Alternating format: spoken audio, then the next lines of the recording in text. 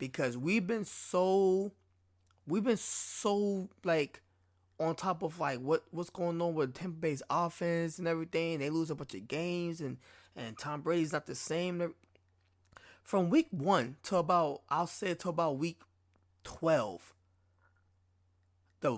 I've been paying attention to these Buccaneers defense. The Bucks got a defense too.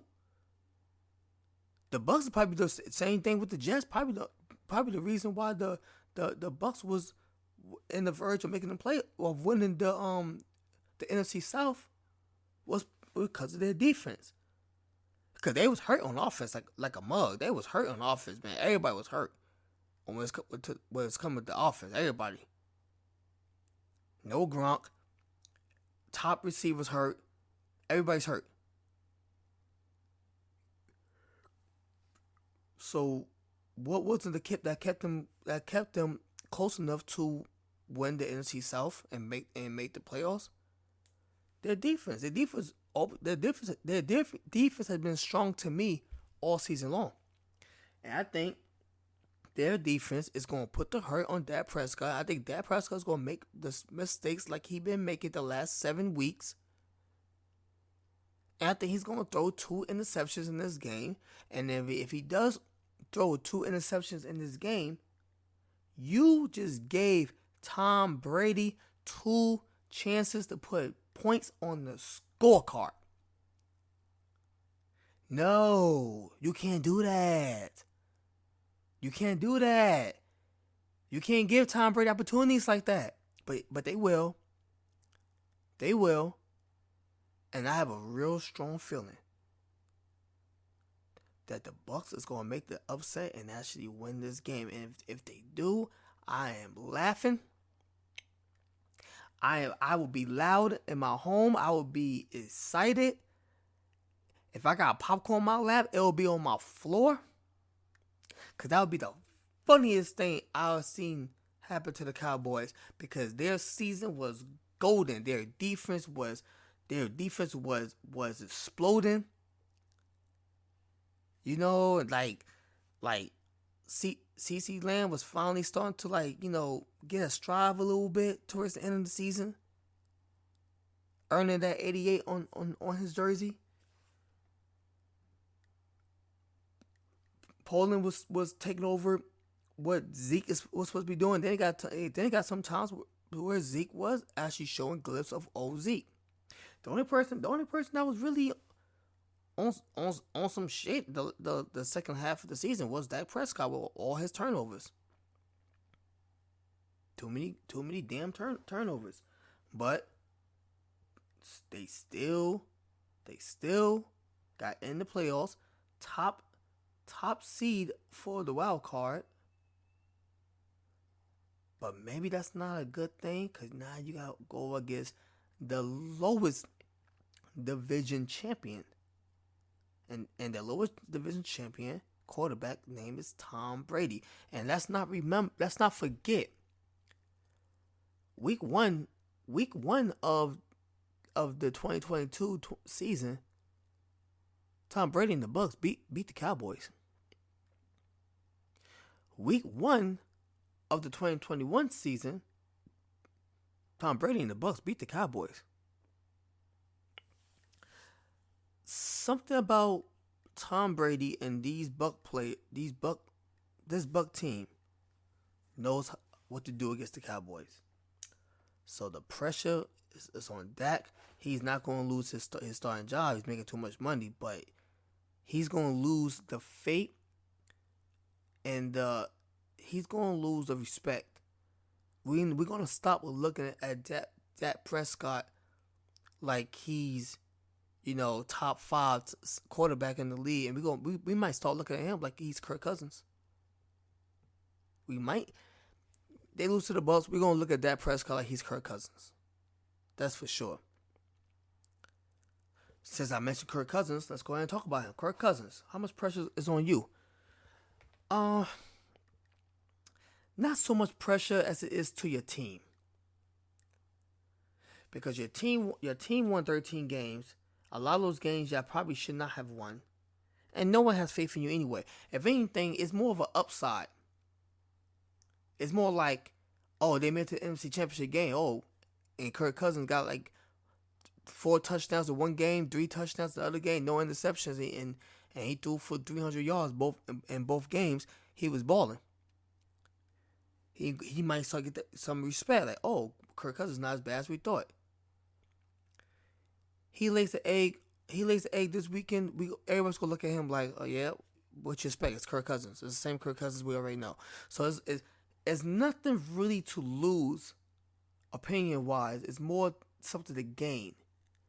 It's the team that's gonna be feeling it, because the team's gonna be like, man, we took up for you.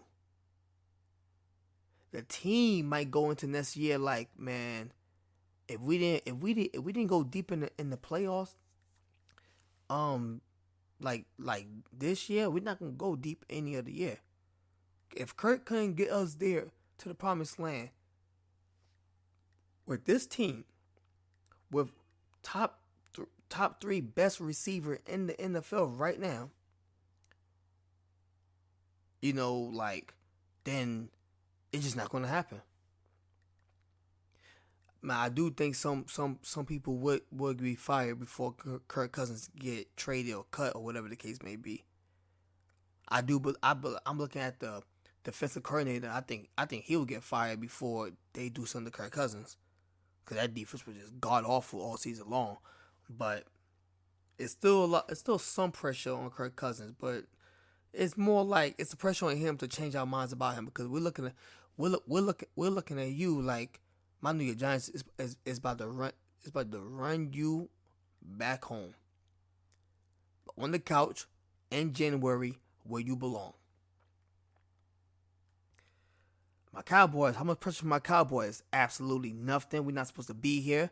If my Cowboys would have been like the top team in the hunt, won the Week 18 game, but then some other team won that, so that eliminated us, kind of like the Pittsburgh Steelers, we still would have been proud of this New York Giant team, because we didn't expect none of that at all. We didn't expect to be in the hunt. We didn't expect any of that more than in the hunt, in the playoffs. And it doesn't matter. Rules change all the time, but it's something about not being the seventh seed that kind of makes me excited about this Giants team. The fact that we're not the 17th, we're not the extra wild card spot. That means 5 years ago, if the season went exactly how it went right now, we'll still be in the playoffs. There's something about that makes me excited. That we didn't need our extra spot to make it. We would have made it. We would have made it regardless. And now we're excited because we're going up against a Viking team that we should have beat a few weeks ago in the first place. Held the team to a 61-yard field goal, and the guy kicked a 61-yard field goal. Oh my God. What is this? What is this? Greg Joseph kicking 61-yard field goals. So you know something? This is how I feel then. Hey Giants, do exactly what you did the first game. Your offense kept the game close against a 13-win team. Your defense stopped Kirk Cousins from going off. And when your defense needed to come up to make stops to ice his game and let's go home, the defense did. Now defense, can you do it an extra 10 yards more? Just an extra 10 yards. Can you stop the Vikings on their 30 this time? So Hawk leg over there, they'll be kicking 70-yard field goals.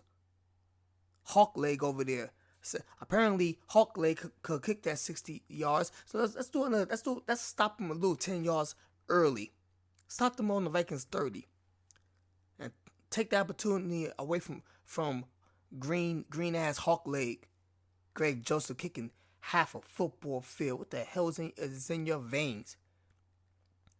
What is in your veins, Hawk leg?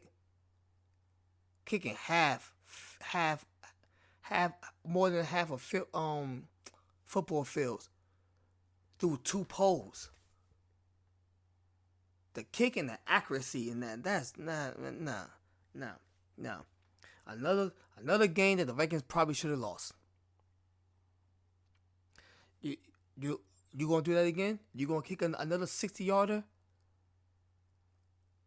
Is Jefferson is gonna be catching amazing balls or with 3 fingers and his eyes closed and the ball went right between the defender's hands and landing?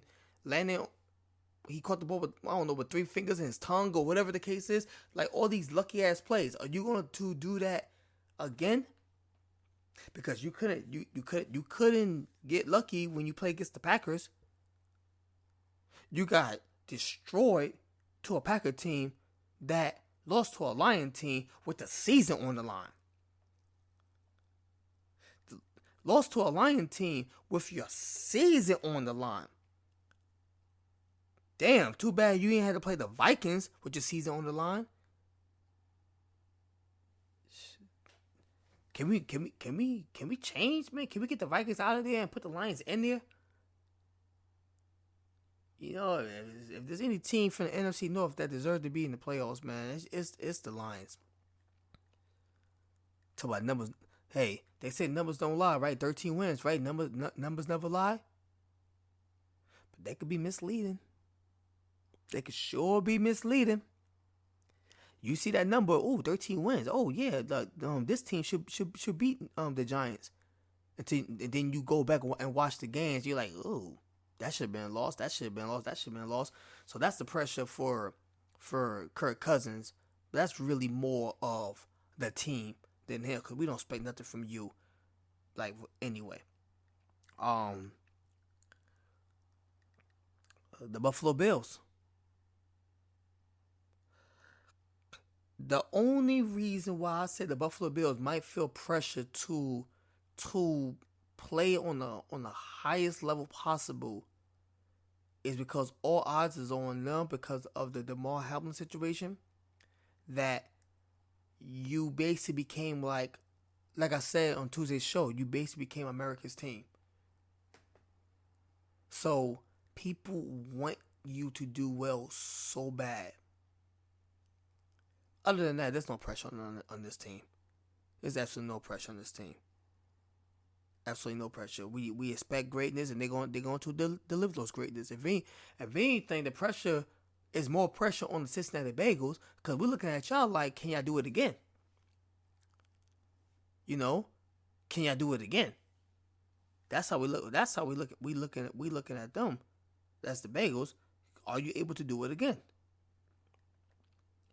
Other than that, no real pressure. Other than that, the Ravens. If the Ravens don't get out the wild card game, not only is there so much pressure on Lamar Jackson, because he's gonna be in the office with his best suit and his leg crossed and his lawyers and his mother right by his side.